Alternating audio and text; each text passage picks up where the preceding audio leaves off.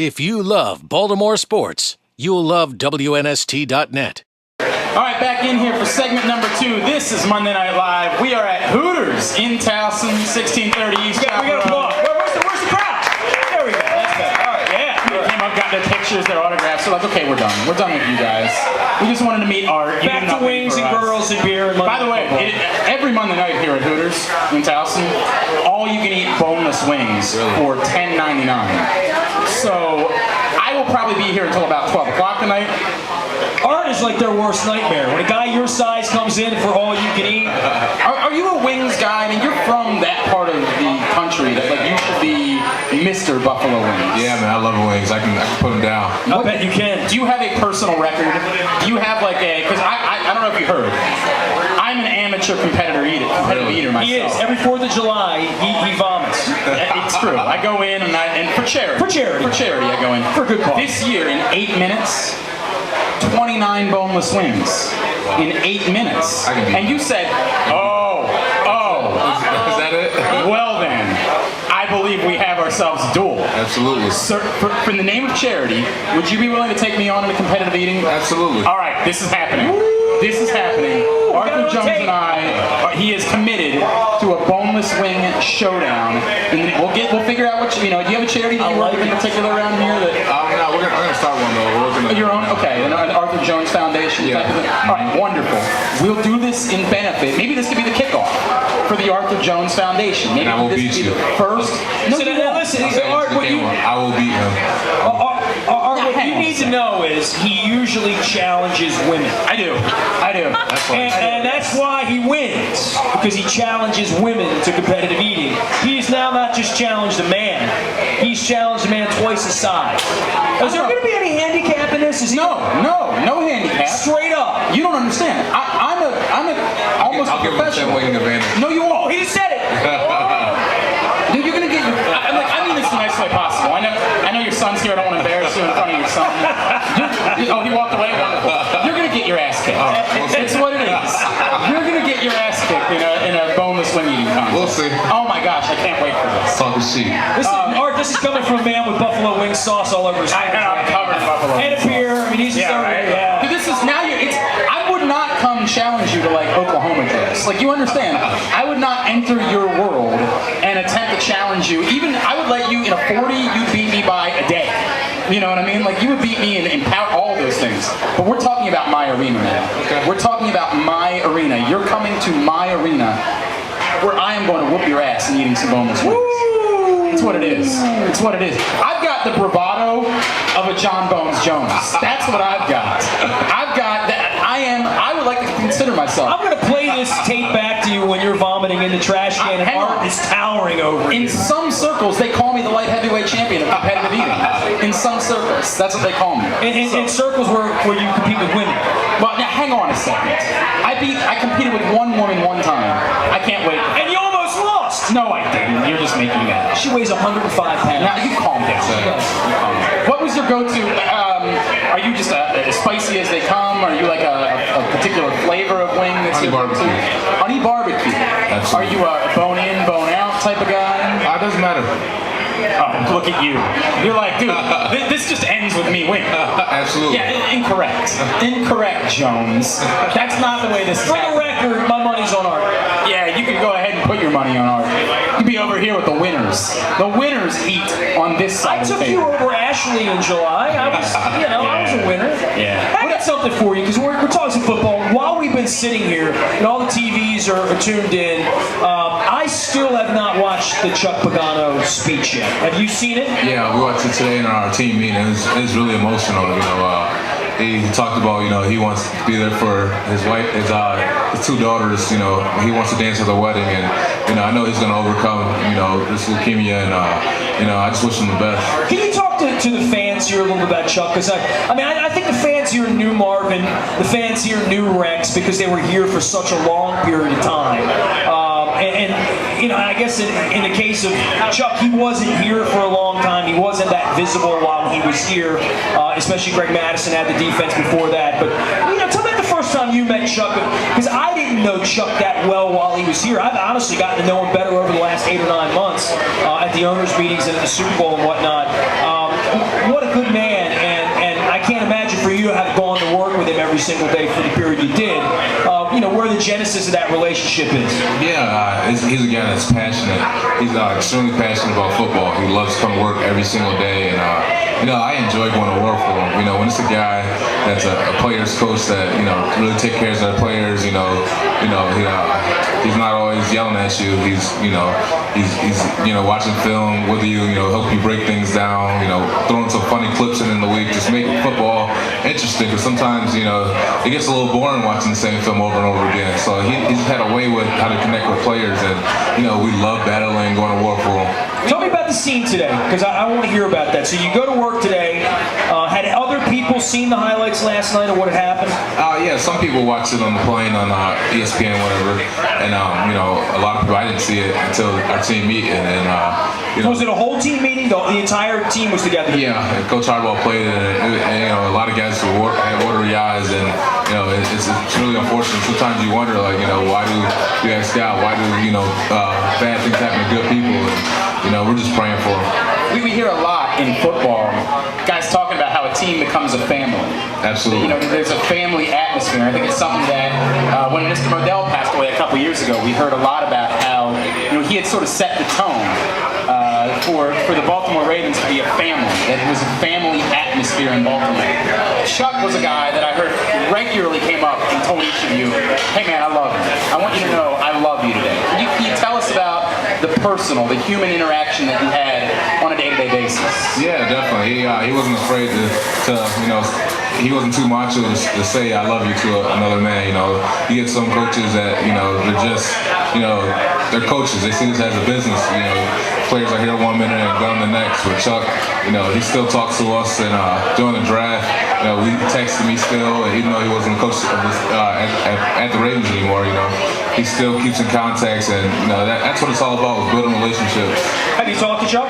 I haven't yet, just because I know he's busy and everything, and I'm gonna wait for a while to I was gonna send him a text today too, and I'm like, I don't want to be. He's coached so many players, right? And I think it's very obvious the affection that every player that's played for him has for him. Right, absolutely.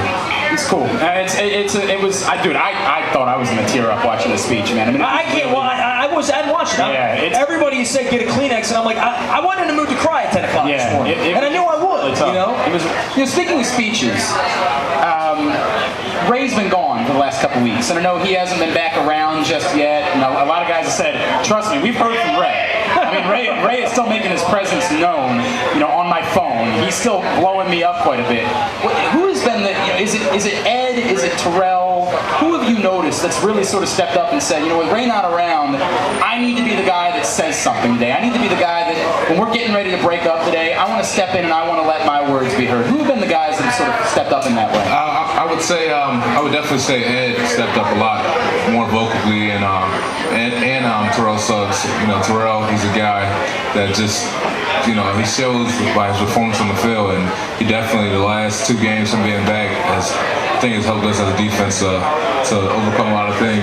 He's a guy that his presence of him just being on the field by himself is unbelievable, and it gives guys around him more confidence. I know it gives me more confidence just be playing on the side next to him. You've been an athlete your whole life. Everybody in your family is a professional athlete. Your brother goes out there throwing punches, and your other brother's playing New England. To have that kind of injury, I don't know where you were on that morning when you heard that Sizzle blew an Achilles, and I would think for any player, short of death or losing your career in some other crazy way like what Chuck Pagano has, the Achilles injury has to be the last injury you want to have as a professional athlete in any walk of life, and here he's out here playing football. Absolutely. When he had the injury and I heard, I was like, man, there is no way, he's coming back this season. He can say what he wants, and even if he does come back, he's not going to perform well. And I'm thinking in my head, you wish for the best for the guy, but it just shows that the passion and how he thinks and how he trains as a professional to get back on the field. And he did all the right things, and watch what he ate, make sure he didn't put on too much weight, and really stuck with it in the training room daily. And that first day back when he got on the field, you knew he was back. Terrell talking jump, to the offensive line and the kickers, and his presence just helped our team a lot. Ray, we were talking about step up to fill the void. Do you have a Ray story personally? Do you have like a moment where he pulled you aside, he gave you the young lion, something? Do you have that moment where you're like, oh my gosh, I'm sitting here, Ray Lewis knows my name, he knows who I am? Did you ever have one of those moments the last couple of years? I would say my rookie year, had my locker right next, like two down from him. I'm like, this is one of the greatest football players I ever lived. My eyes are big as quarters and silver dollars. I'm like, man, this is Ray Lewis. Two doors down. It's just crazy. And I was starstruck for a while, and now he's just he's still that guy. He's still he's still Ray Lewis, but it's funny about that. I remember when your brother was in the locker room, I think last year after a game, Ray kind of went out of his way because he wanted to come say hello to your brother. That had to be a little surreal too, right? Like, dude, are you really going? Do you want to meet my brother? You know what I mean? Like, you're Ray Lewis, right? Yeah, it was funny because they're both like huge fan of each other's, and Ray Lewis was a little starstruck to meet my brother. My brother's the same, so it was awesome for those guys to actually meet. And this offseason, when Ray gets back healthy, they're planning on training together this offseason. How'd it go for your brother in the Patriot game? I mean, your brother's right in the middle with the rest of your family. Was he wearing purple? Was he wearing red, white, and blue? What happened with that? He stayed with a neutral color. I think he just wore like a white T-shirt and he stayed neutral. Did he pull you up and say he's really rooting for you, or no? No. Who's closer to him? You're closer to him, to the champ. All right. Is that just an age thing? Like, you guys are so close together, like all your life, that it's almost like people didn't know you as each other. You're like, oh, it's just Art and John. Yeah, pretty much. Yeah. You guys didn't beat Chandler up or anything, right? Absolutely. To this day, we still do. How much are you still doing the MMA training? Right now, none at all. Okay. In season, but this off season, I'm definitely gonna be back out there, and I see a future in it. When I'm done, when it's all said and done with football, we'll see if my body still holds up. Maybe it'll be something that I'll do in the future. Is it something that you've seen translate? I know we had talked about, you and Kelly Gregg had been, messing around. Is it something that you really see how it translates and how your MMA training has helped you as a football player? Yeah, absolutely. That training is so tough, and running in the mountains, doing that kicking, punching, heavy bag. You can beat yourself down mentally in a practice. Like no one can stop you. It just helps you mentally, that mindset, and with the leverage, learning how to punch, stepping with the right foot. It's pretty much the same with football, so the technique is really similar, and it definitely helps out. Tell the truth, you would kick Kelly Gregg's ass. Absolutely.